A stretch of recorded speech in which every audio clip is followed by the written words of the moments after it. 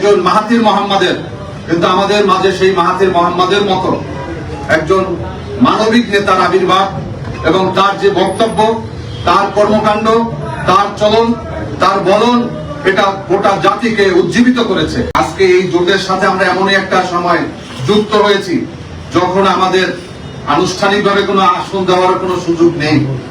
আমরা চাই যে আগামীর যে পরিবর্তন, সেই পরিবর্তন হোক ইনসাফের বাংলাদেশ। এবং আমাদের 11 দলীয় জোটের নেতৃবৃন্দ, বাংলাদেশ লেবার পার্টিকে আপনাদের এই মহৎ উদ্যোগ বলবো আমি, এই উদ্যোগের সাথে আমাদের কাজ করার সুযোগ করে দেওয়ার জন্য বাংলাদেশ লেবার পার্টি কৃতজ্ঞতা প্রকাশ করছে। বাংলাদেশ লেবার পার্টি 1974 সালে প্রতিষ্ঠিত এবং শেখ মুজিব কর্তৃক বাকশালের কারণে নিষিদ্ধ হয়েছিল। আমরা 77 সাল থেকে আবার পুনর্যাত্রা করেছি। মাওলানা মতিন আমাদের প্রতিষ্ঠাতা এবং লেবার পার্টি একটি নিবন্ধিত রাজনৈতিক দল। আমাদের নিবন্ধন নাম 56, আমাদের মার্কা আনারস।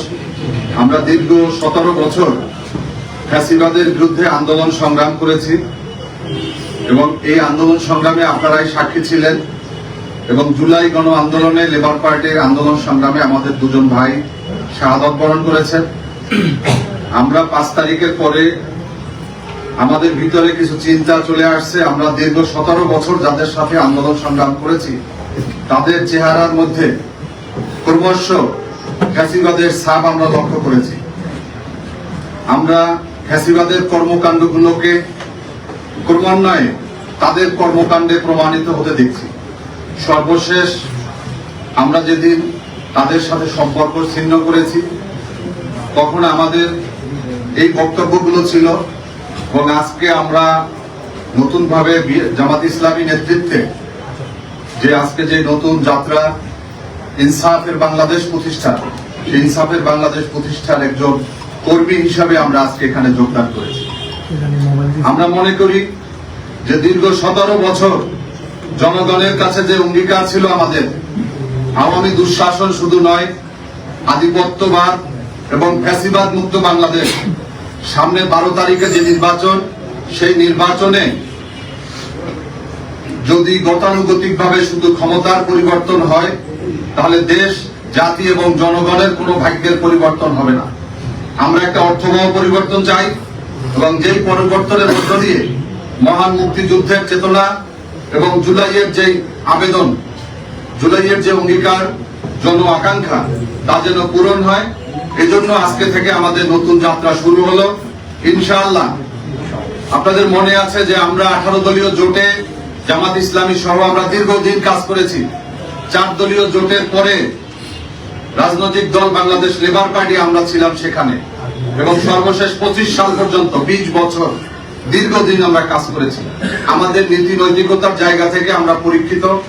আমরা কখনো কোনো স্বার্থের কাছে, কোনো সুবিধার কাছে আমরা মাথা নত করিনি। আমরা কোনো অফারের কাছে আমরা মাথা নত করিনি। আজকে এই জোটের সাথে আমরা এমনই একটা সময় যুক্ত হয়েছি যখন আমাদের আনুষ্ঠানিকভাবে কোনো আসন দেওয়ার কোনো সুযোগ নেই। আমরা চাই যে আগামীর যে পরিবর্তন, সেই পরিবর্তন হোক ইনসাফের বাংলাদেশ এবং ডাক্তার শফিকুর রহমানের নেতৃত্বে। আজকে দেশের মানুষ প্রত্যাশা করেছিল যে একজন ইমাম খোমেনির, একজন মাহাথির মোহাম্মদের, কিন্তু আমাদের মাঝে সেই মাহাথির মোহাম্মদের মতো একজন মানবিক নেতার আবির্ভাব এবং তার যে বক্তব্য, তার কর্মকাণ্ড, তার চলন, তার বলন, এটা গোটা জাতিকে উজ্জীবিত করেছে। সেই উজ্জীবিত জাতির সাথে বাংলাদেশ লেবার পার্টিও পিছনে থাকার সুযোগ নেই। আমরাও সহযাত্রী হয়েছি। আজকে থেকে আমাদের পথ চলা শুরু। আপনাদের সবাইকে ধন্যবাদ। বাংলাদেশ লেবার পার্টি জিন্দাবাদ।